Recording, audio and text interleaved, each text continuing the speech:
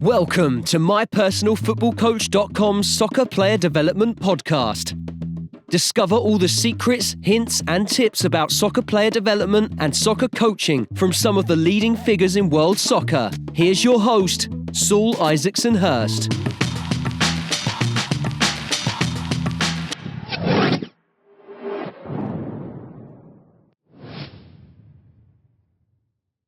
What's happening, guys? Saul here, back again. Apologies, I know it's been a while, but summer's really busy time for me. Really busy in the off season with a lot of pro players. As you might know, one of my players, Noni, Madueke, just got signed by Arsenal. Really proud of this guy, a lot of work he's put in. Been working with him for the last 4 years. If you want to check out a session, a full mic'd up session with myself and Noni, a one-to-one session I did in the off season, just before the Club World Cup, you can follow. I'm going to put the link in the description. Check out a free full session with myself and Noni Madueke. If you're a one-to-one coach, or you're interested in individual coaching, check it out. Like I said, it's free and not to be missed. But back to the show. This week's guest is Eduardo Oliviera. Eduardo works currently for the Brazilian FA. Used to work for many of the top academies in Brazil, been on the show previously. Just thought it'd be great to get him back on the show, talk about his work at the Brazilian FA, what they're doing as a football culture, particularly in terms of the development of those skillful players. Obviously, compare and contrast what we do here in England. But yeah, great insight from Eduardo, real top quality practitioner. Like I said, worked at some of the best academies in Brazil, now for the Brazilian FA. He's also written a book recently, which you can check out. So yeah, another top episode. So really privileged he agreed to come on the show. But like I said, without further ado, let's get into the show. So Eduardo Oliviera, welcome back to the show.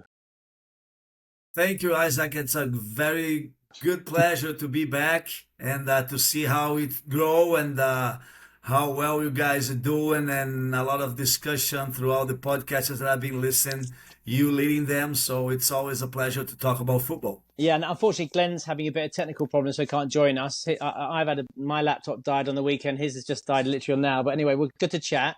So, Eduardo, it's good obviously to get you back on the show, because since last time we spoke, you were at Fluminense, obviously one of the most famous clubs in Brazil, long track record. Actually, I was looking at their academy products earlier today, sensational. But why don't you fill us in about what you've been doing since then, since you left the club? Oh, it's been a very nice journey, Isaac, because I left Fluminense in 2022, January, because I got an offer to be a first-team professional coach for a Division I club here in Brazil called Cuiabá. So I stepped out of the Fluminense U20 head coaching position to take their first-team professional position. I stayed there for like around 5 months, and then I took Atlético Mineiro head coaching position for the U20s. And after Atlético Mineiro, I took Botafogo U20s head coaching position, which I left last year around June, July. Since then, I'm with the Brazilian Federation now as an instructor for the coaching licenses, mainly the Pro and the A license. And also I wrote a book for a methodology on the foundation phase. So it's pretty much, I'm trying to get busy. I'm trying to be busy and trying to be involved with the game. Excellent. So what I was interested to talk about, obviously we'll talk about your book in a minute. And obviously we talked a bit before we came on air about the changes here. Tell me about the Brazilian A license. What does that look like? Tell us about, if I'm a student and I'm signing up to an A license, what sort of, can you tell us the sort of, the curriculum, give us a rough idea of the sort of things you're going to be teaching on that, what the students will be experiencing? Yeah, the way that the federation organized the framework for all the licenses, it's pretty much, we start here with the C license, which is for foundation phase. Then we have the B license, which is for the youth development phase, and also the A license for the professional phase. So from the U21s all the way to the professionals. The Pro license is for internationals. So it's pretty much for people that want to go for the national teams and also coaching internationally. So the A license is pretty much for the professional coaches that are making the transition from the youth to the professional game. So we talk a lot about systems, we talk a lot about tactics, trying to understand the context in order to put your ideas on the context, also taking in consideration the players that you have. So coming out from the youth academy, pretty much you have a framework for your club, But then when you're a first team coach, then you have to go different clubs and different teams. Then you have to take that in consideration also. Also, a lot of how to manage problems, how to manage the press, how to manage the directors, how to manage the board, and everything like that. So it's pretty much like a lot of real scenarios that they try to put their coaches inside of there so they can test themselves throughout the licensing. So whenever they own the real life situation, they already have done something throughout the licensing. Do you give, is there a suggested way to play from the Brazilian FA? No. Are they saying, look, this is the way you should play through the thirds or what? No? No, we don't have that. This is something that our main guys here, the directors, they don't want to put there because Brazil is a big country and we think football differently throughout the country. And I think, and they think also, this is the richest thing that we have here in Brazil. What we're trying to do is to organize our ideas, so we're trying to get the same terminology, for example, but we're not trying to stimulate the coaches to play all in the same way. It's something that we try to stimulate them to understand their culture because we have a big country with different cultures and try to be positive on that culture while that differences of playing styles, that's going to make the Brazilian very rich again. So if a student comes in then, so what do? Do they, when they're doing their sessions, when you set them challenges, when they got to, how does that work in terms of, are they saying, right, can you deliver something on pressing or playing out from the back or are you playing direct or you give them a mixture of things to do? How does that look? What does that look like in the course? For example, we have different topics pretty much. So we can play out the back, but we don't tell them to play always feet, for example. It's trying to exploit the spaces. So we give them a different scenario, a different topic. So they have to stimulate the players to build up with that scenario. So sometimes, yes, it's a building from the back using the goalkeeper's short passes. Sometimes it's middle passes because the spaces are behind the first line of defense. And sometimes it's a long pass, so it's trying to progress, of course. This is the main idea of the game, is progressing throughout the pitch in order to get the scoring positions. But we're not trying to put every coach to think in the same way.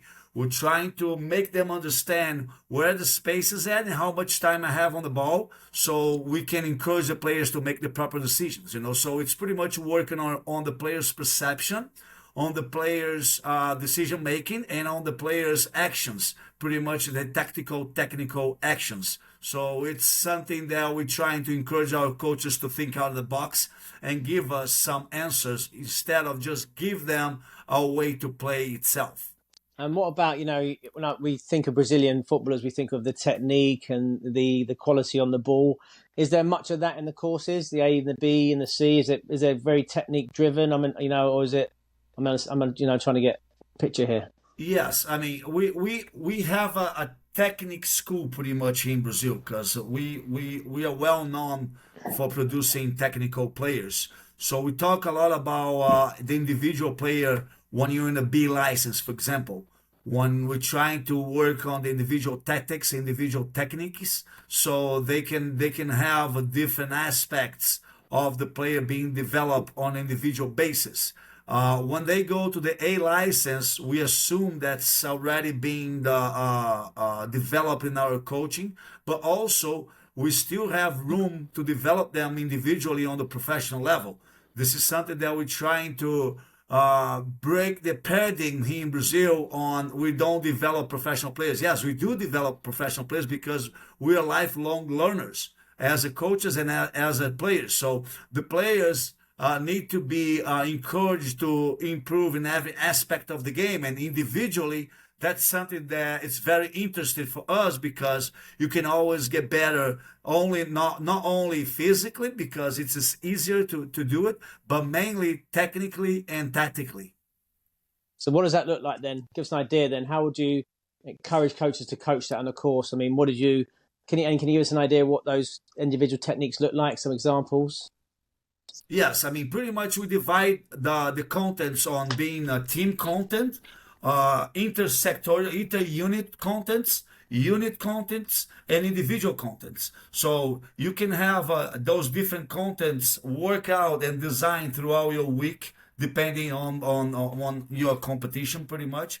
So the individual, we pretty much have on the starting and at the end of the week. So we focus on the individual work. So let's say, for example, scanning and receiving, orientating your body to forward, for example, to progress. So working on your first touch in order to progress. So it's a process on, first of all, having a good body orientation on the pitch, trying to create a very unique scenario so the player can see himself orienting the body in order to progress on the pitch. Second one is to scan the pitch, to understand what's around and what's the pressure coming from. And then your first touch, which is technical. So it's everything tactical, technical, not only isolated technical. So let's say another example that we're trying to put our forwards to finish from the inside of the box. So it's pretty much a run outside to break in and attack the space, or a check on the ball and a turn, always scanning the pitch and turning around of the pressure in order to progress and have a shot. So it's trying to get the proper idea on how we want them to play, depending on the position and the spaces that they occupy on the pitch. So, in what type of technique they need to use in order to be successful. And I mean, I know you mainly work on the Pro and the A license, but can you give us an idea, like then what the B license would look like in terms of, for example, give us an idea. To give us an idea, like in the Croatian FA, they have a real detailed breakdown of all these, 200 something techniques and those game action stuff like that. How does the Brazilian FA approach that, the technique, and give us an idea about that? Is it dribbling, first touch? Is there any 1v1 in there? What's the sort of process there?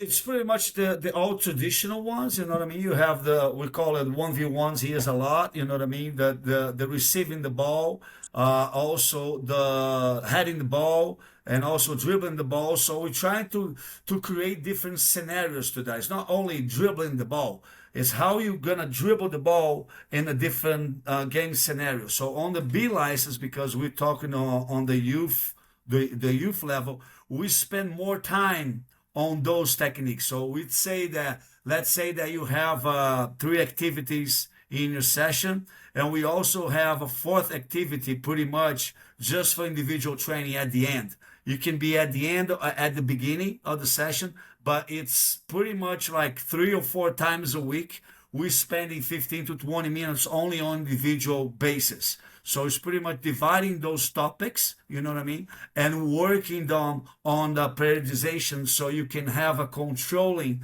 that on what you're working and how much you're working and how do they progress on those topics. So on a B license, on the youth level here, you have much more time to spend and to develop those players throughout the curriculum than what we have in the pro level, because we play every 2 or 3 days. And an A license, how long does it take for an A license to be completed?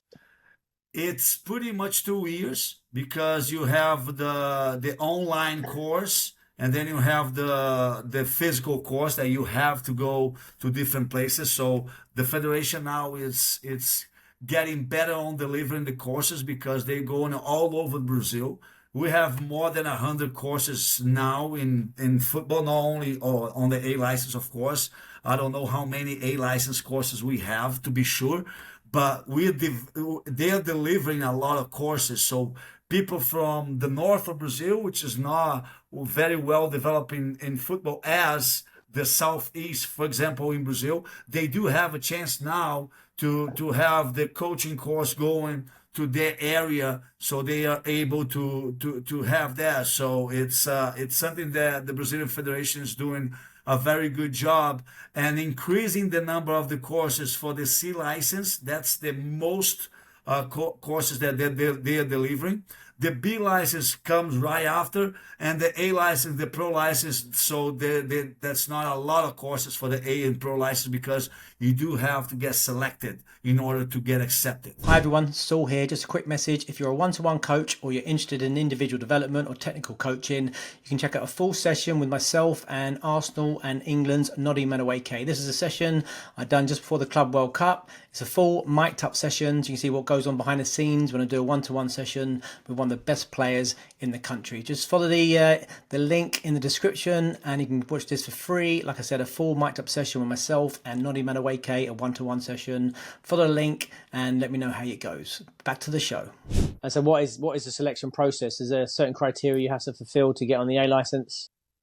Yes, you have of course to have the B license, and also years of coaching and what type of level of coaching and your grades that you received on the B license. So those are different criteria. So they're trying to get the best candidates that possible in order to be able to participate on those A license and even though the pro license. Interesting. And what do you have look at? Like, do you look at other teams, other countries around the world, and look at maybe trends and what other successful teams are doing and analyze that? Or are you looking? Yes, this is something that the A license does a lot.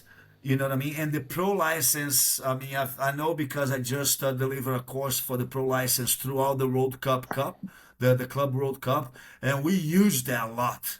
We use that a lot to analyze, you know what I mean? It's a lot of video analyzing. It's a lot of understanding how do they change the system throughout the game, what's the approach of every single team, so depending of the opposition, do they change system? What do they change the behavior? What is the game model, and what is the strategy that they are trying to input for that type of opposition?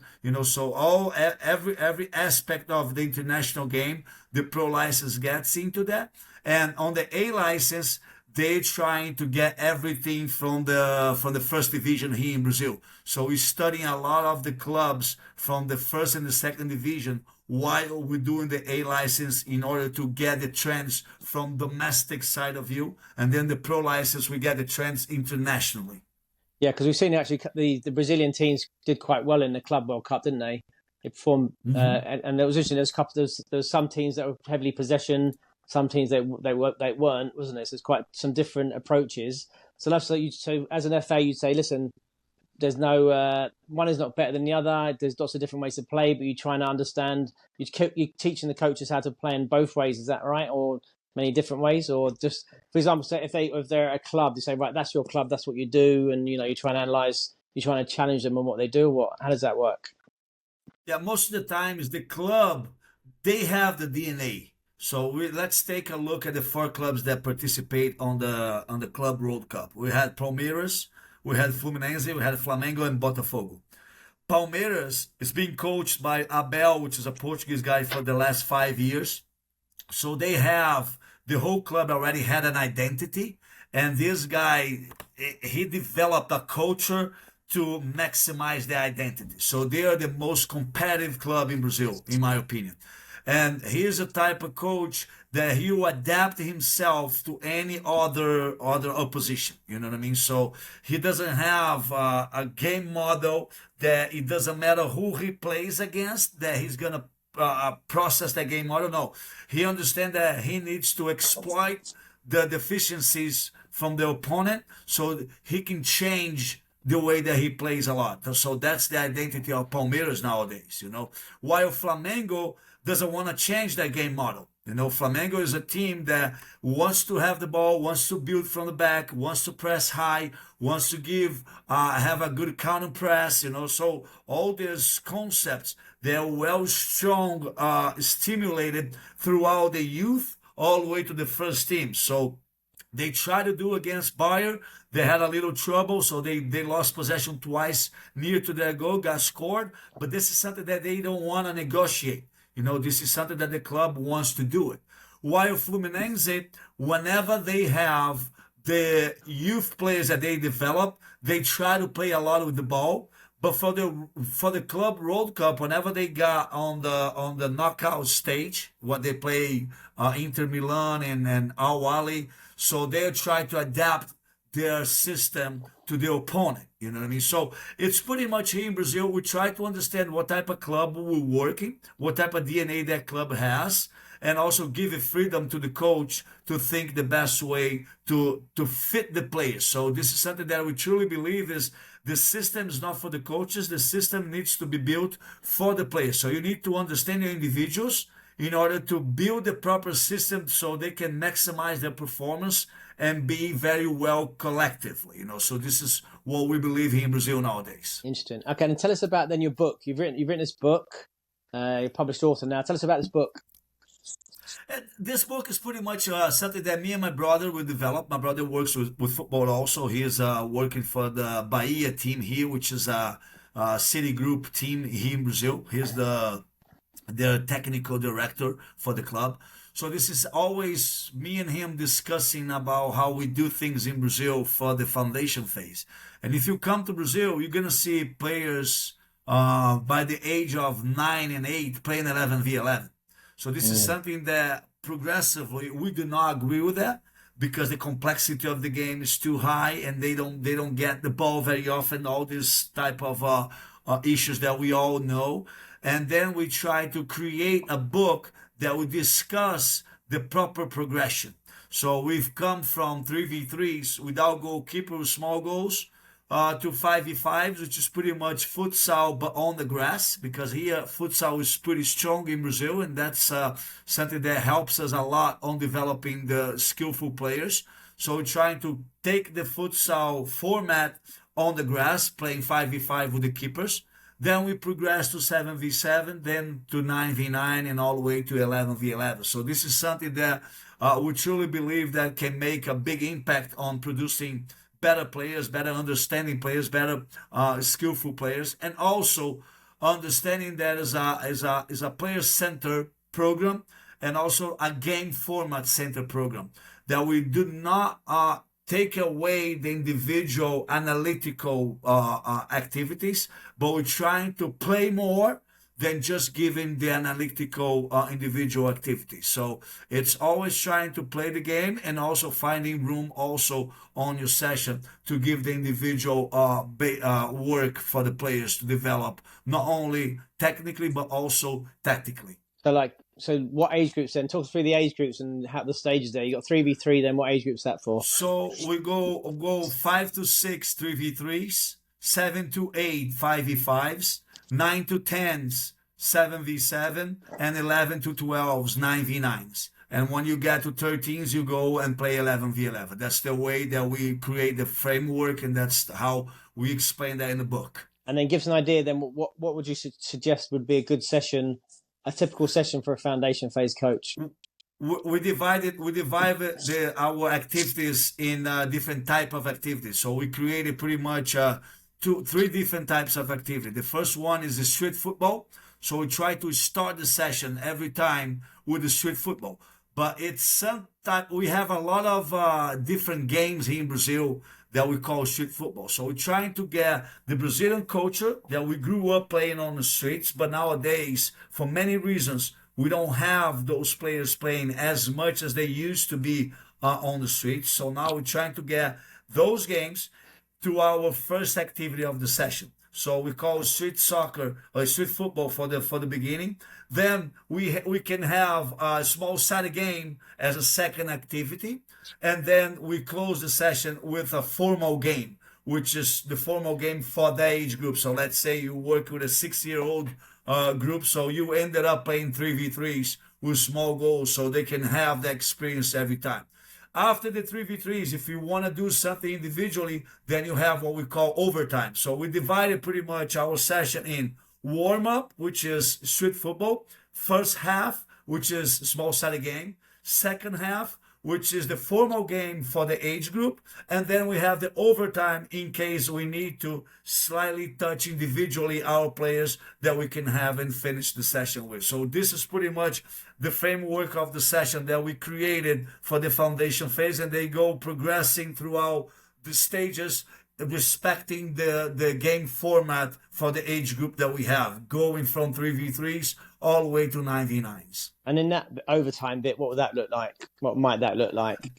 That'll be the individual work that we can have for different topics. So let's say you can have one session that we ended up working on finishing, just individual finishing, just pretty much like attacking the space or even turning, or maybe you can work on your passing. So you're receiving and passing, coming from outside to inside, playing between the lines, orienting your body, and then trapping the ball, receiving the ball, and progressing, dribbling and passing to a small goal, whatever. So it's trying to get the individual topics and distribute them throughout the week and throughout the month and throughout the 3-month cycle, so you can have that accessing every little session. You have those topics being accessed by the players.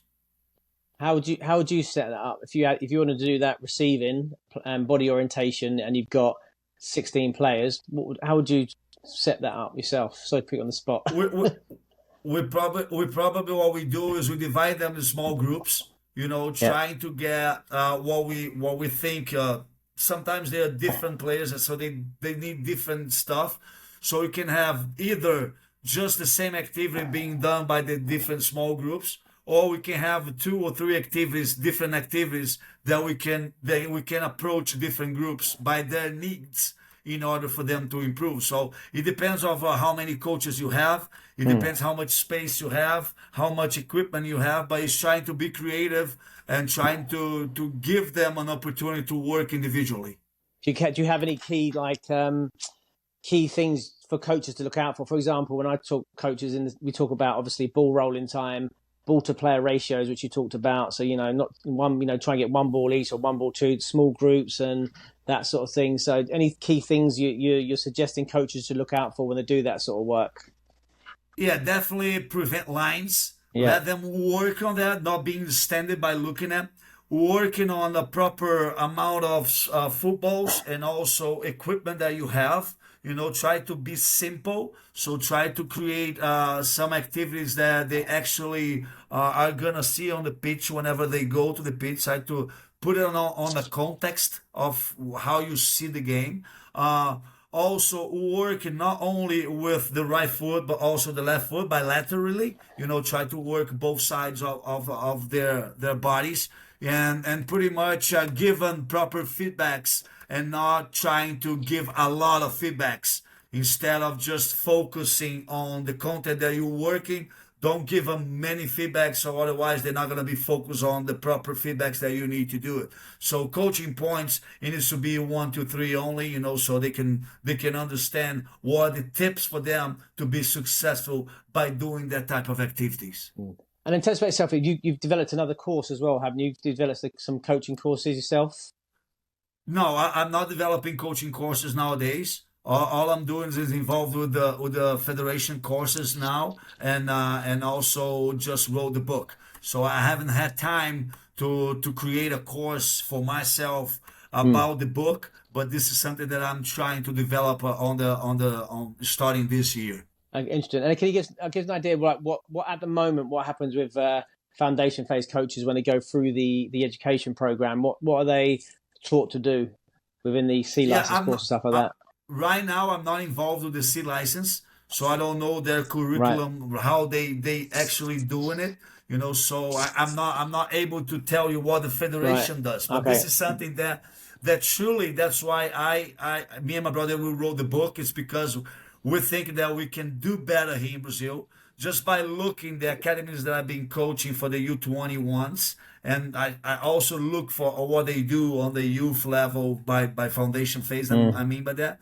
And I think we can do a better job by discussing that process, and getting them on a better environment so they can have a positive environment to develop themselves. And how long have you been coaching, Eduardo? I know you've been coaching for a long time now. How long have you been in the game? I've been coaching since I was in the US, so it's been 15 years, 16 years. And have you noticed in that time, for example, players coming through, any difference in the level of players and the technical ability, the tactical ability, or any trends you're seeing in terms of that the player development in Brazil? Yes, I think mainly we don't have as much time as we had before without being pressured. I think the football game evolved in order to be a game of time and space. So we don't have a lot of space and time nowadays because everything is more dynamic. And the game now, everyone understands the offensive and the defensive phase of the game. So I'll take an example. We are Brazilians. If you take a look at our national team squads that won the 1970, for example, offensively we were the greatest. Defensively, we didn't have everyone being a role player for the defensive system. You know, nowadays you see everyone participating on the ball and off the ball. When every team has possession of the ball, when every team doesn't have possession of the ball. So that creates a more dynamic game that creates less space and less time for you to in order to make your decision and have a proper action on the pitch. So when you see a game 10 years ago, you have more room and more time on the ball. Nowadays, you gotta be able to perceive what's going on around you pretty quick. And by doing it, you have to be tactically very well known. So you need to understand the references that your coaches give it to you in order to understand where on the pitch are you and also the behaviors that you expected to have on that location, for example. And also you need to make a quick decision and act as fast as possible. And by being as fast as possible, I mean technically you need to be sharp. I think technically players nowadays need to be very, very sharp because you don't have many room to do stuff. Sometimes if you take a look at the 1980s game, you see players dribbling, and making a long ball, for example. Nowadays, it's very hard for you to give 1, 2, 3 touches without being pressured. You know, sometimes you're pressured right away on your before your first touch. You have people arrive close to you, and you need to be very well known about what's going on around you and being sharp technically. Do you think there's maybe, because we have this conversation in England all the time, actually, there's, when people talk maybe that because the game's so physical now, so athletic, so built on athleticism at the highest level, maybe some of the players who used to come through aren't getting the same opportunities because they don't have that. They might be great on the ball, might be real creative, and but maybe they don't have the athleticism off the ball or the quality off the ball, and maybe they then don't get selected. Do you think there's a danger of that? We're missing the Mavericks a little bit. Yes, I think the physicality, the athleticism comes because the evolution of tactics. It's not just running. Now you have an idea of the game, a pretty well known idea. Every coach now has what are expecting to do, what your players are expected to do on and off the ball, and when you win the ball, when you lose the ball, and also the set pieces. So all this information is very well detailed, and you need to do it in a very dynamic way. So in order to be able to tactically be a very good player, you need to physically and mentally be a very strong player. If you cannot do it physically and mentally what you're supposed to do, then you're gonna have problems. And now the technique comes right after that. When you say that sometimes players they are very technical, but they don't have the athleticism, they are being left behind. We as a coach, we need to think and how can we approach our system in order to fit these guys in, because they are the ones that can make something different. So I'll give an example. We have here in Brazil Ganso. You guys probably heard about it. He went to Europe, didn't do very well there because there's athleticism stuff. But when he was with Diniz at Fluminense, whenever they played Man City 2 years ago, if I'm not mistaken, for the World Cup club back then, he was the main guy in order to think about what's gonna be on the ball.